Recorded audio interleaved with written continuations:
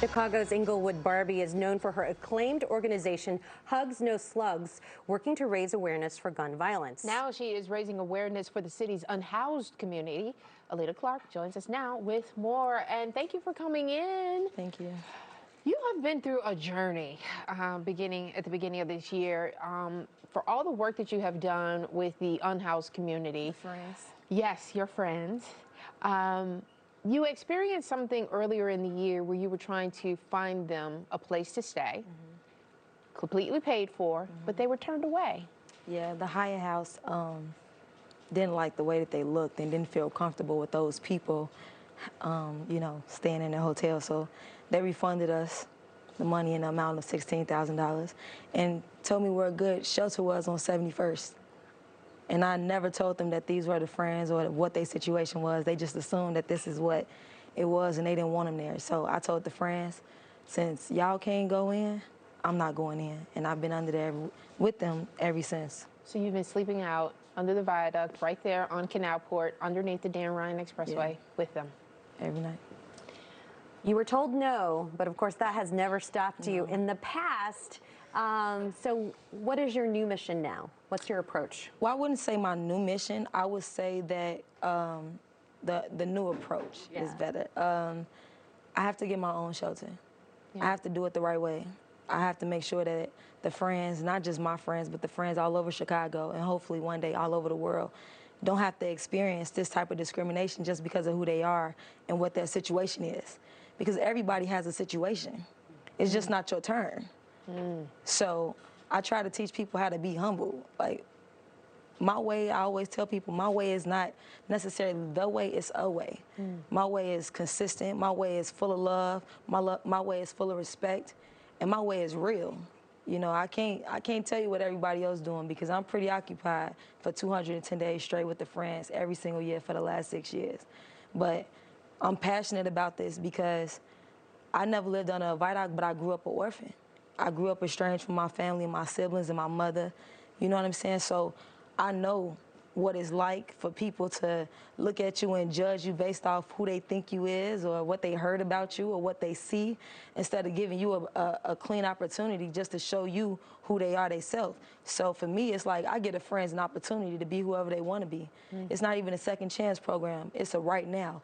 Whoever you want to be right now. If you want help right now, I'm going to help you. If you just want to eat, I'm going to feed you. Whatever you want to do, though, I'm on that. So, I mean, I've seen so much growth over the years.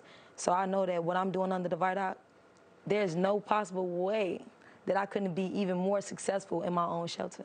So you want to make the viaduct an actual physical space now, so you're trying to raise $1 million. I'm going to raise $1 million. I've raised $140,000 so far. It's not been easy, but... Because you've been sleeping out every night, bringing attention, and you've had some friends come along with you as well. I do Vic sleep Mensa. outs. Vic Mensa, Yandy Smith, just all, look, even though I say the people with status, the people that don't have status is equally important to me. Course, so I just want to make that very clear. You know, the community keeps my organization thriving. So, yes, it's always good to have people that have eyes on them all the time to support you. And especially because these are people that I know personally, but I don't ever want to water down my continued support from just regular citizens like myself. And speaking of those regular citizens, for folks that are watching, like, how can they help and how can they support you? Well, you can follow me on Instagram, Englewood Barbie, and the Give Butter app. I'm sorry, the Give Butter. The donation link is in my bio. I always say it wrong. Yeah, we got it up. Because everybody is used to GoFundMe. I hate GoFundMe. So we have it on the screen right now. Okay. And you're in the process of actually looking for locations too, as well, for real estate. I've completed my business plan for my shelter. I completed the programming. I already got the friends. The only thing I'm missing is the money in the building. All right. So when God give it to me, I'm gonna go crazy in it.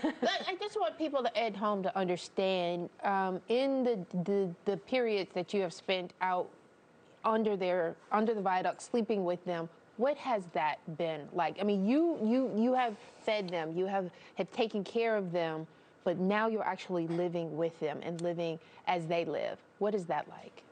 Oh, it wouldn't be fair exactly to say that I live how they live. But it's been hard. Like, I try not to complain. I'm getting emotional. But, you know, the friends is not my only job. I'm a mother. Yes. I'm a mentor. I have 152 students in 3 different schools that I mentor every week. So me sleeping under the Viaduct is just one of the things that I do, but I don't get proper rest. Because when I'm under that, I have to sleep with my gun because I'm exposed and I am in Chicago and I can't be a fool to think that nobody will bother me because I'm Englewood Barbie sleeping in a tent. I still have to protect myself. I'm always thinking about how I'm under here and my kids are at home, but I'm always thinking too, even though I'm under here and showing the friends that I love them and I'm sleeping in solidarity with them, I'm not experiencing half of what they really experience. So when I got sick under there, I collapsed and I got rushed to the emergency room. Hated it. So when I got there and I was still alive, I checked myself out and I went back to my tent. Because when the friends get sick, they don't have the privilege of going to the hospital. They have to go in their tent and hope they feel better when they wake up. So because I was okay, to me, I went back to my tent. The friends wasn't happy to see me because they heard about what had happened, but I'm letting them know, like, if I'm gonna go through this with y'all, I have to really go through this with y'all. When I get sick, I can't just always go home. It's gonna be times where, yes, I gotta take that break. But if I can withstand it, I'm gonna do it.